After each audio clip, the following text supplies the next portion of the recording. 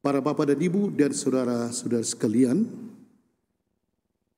kalau di kantor itu kan bos selalu harus dihormati, dan kita atau orang-orang, apalagi pegawai-pegawainya, akan bergerak atau membuat agar betul-betul dia baik di hadapan bosnya ini. Tak mungkin dia mengkritik dan seterusnya. Jadi ada seorang bos yang memang dia mungkin mau menggabungkan diri dengan pegawainya.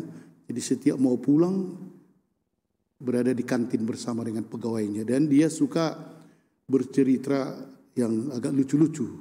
Dan anak buahnya pasti ketawa setengah mati. Tawa.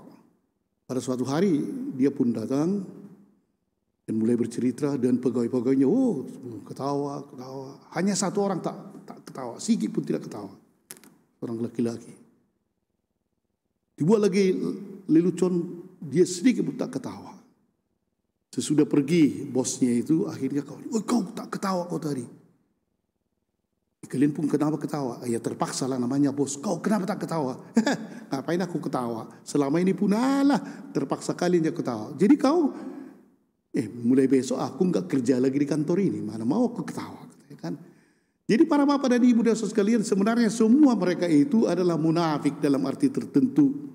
Tidak lucu pun apa yang dibuat oleh atau diceritakan oleh bosnya itu, mereka ketawa, melebih-lebihkan ya, supaya bosnya senang, tapi dalam hati maunya bos ini cepatlah pergi, omong kosong yang dia bilang. Inilah kemunafikan. Pada hari ini Yesus berapa kali, sampai 4 kali mengatakan celaka ya. Celaka, kalau bahasa Tubannya, bursiklah kau, mampuslah kau, celakalah kau. Ada sesuatu yang membuat Yesus mengatakan kata celaka ini. Sebenarnya sudah kata-kata yang keras ini ya. Ada yang memang sangat bisa menghambat iman, atau sangat betul bisa membunuh iman kalau ada kemunafikan yang ditunjukkan di sini. Pertama tadi Yesus mengatakan celaka kalian. Kenapa hai orang Farisi?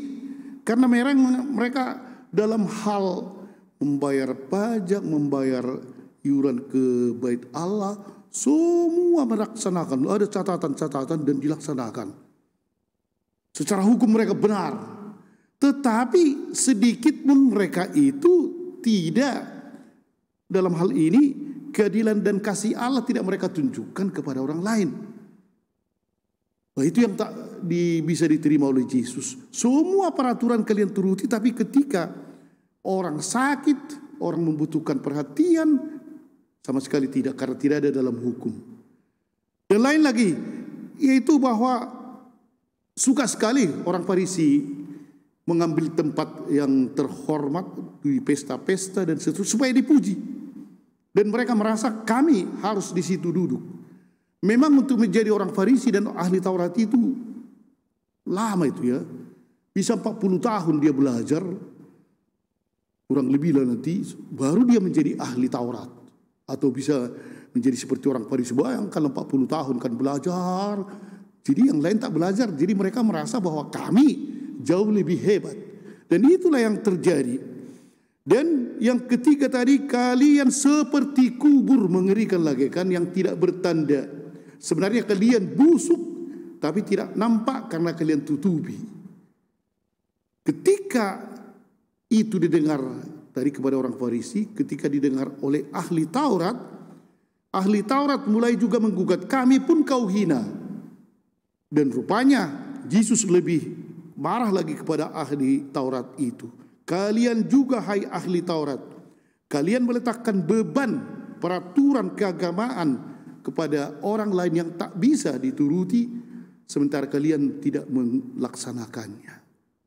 Ayat-ayat mereka katakan ini, karena ada juga itu memang kan seperti orang Farisi dan orang ahli Taurat inilah wakil Allah.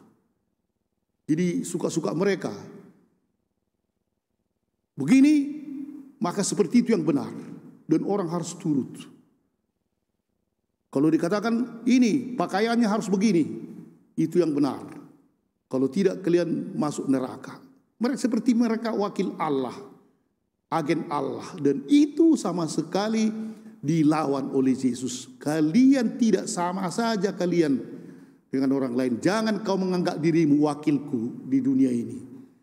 Dari mana pangkatmu? Kau pun manusia yang jahat juga. Mungkin banyak juga sekarang seperti itu kan, seperti mewakili Allah dan membuat peraturan.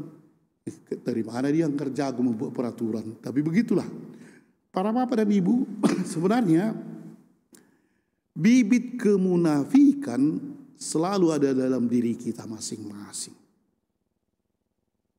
Dan ketika dikatakan kau munafik atau kau mau begini-begini, sulit kita untuk menerima kalau orang mengetahui kemunafikan kita atau kekurangan kita. Sulit itu terima. Orang Yahudi, orang Farisi, orang ahli Taurat juga begitu.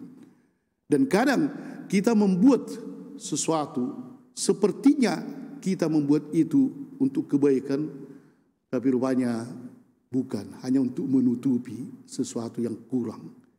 Pada hari ini Yesus ingin, kalau memang kita bersalah, kenapa rupanya? Minta ampunlah. Kalau kita mau berbuat, buatlah tanpa untuk mencari kehormatan, tanpa untuk dipuji, tapi buatlah demi Tuhan dari hatimu sendiri. Dan bukan akhirnya kamu begitu kaku sehingga Allah atau orang lain kamu singkirkan demi menunjukkan dirimu, tapi hanya luarnya saja, dalamnya tidak. Mungkin kita di rumah juga para bapak dan ibu, kadang-kadang kita bisa menjadi orang Farisi kepada famili, kepada anak, kepada semuanya.